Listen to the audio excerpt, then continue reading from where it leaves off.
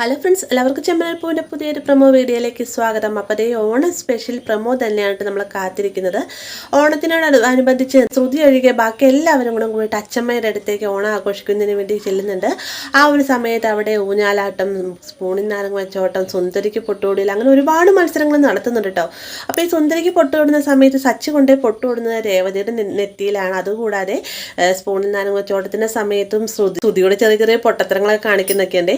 അപ്പോൾ ഇങ്ങനെ പോകുന്ന ഈ ഒരു സമയത്താണ് അച്ഛമ്മ എല്ലാവരോടായിട്ട് പറയുന്നത്, ഈ ഒരു ആഘോഷത്തിനിടയിലേക്ക് ഒരു വിശിഷ്ടമായ ഒരു അതിഥി കൂടി വരാനുണ്ട്, അവരിത് ഇപ്പോൾ വരുന്നതായിരിക്കും എന്ന് പറഞ്ഞുകൊണ്ട് അച്ഛമ്മ നോക്കുന്ന സമയത്താണ് വണ്ടിയിൽ നിന്ന് ഇറങ്ങി വരുന്നത്. അത് പണ്ട് മുതലേ സീരിയലിലുള്ള ഒരു ആർട്ടിസ്റ്റാണ് കേട്ടോ. പക്ഷേ ആ ഒരു വ്യക്തിയുടെ പേര് എനിക്കറിയില്ല.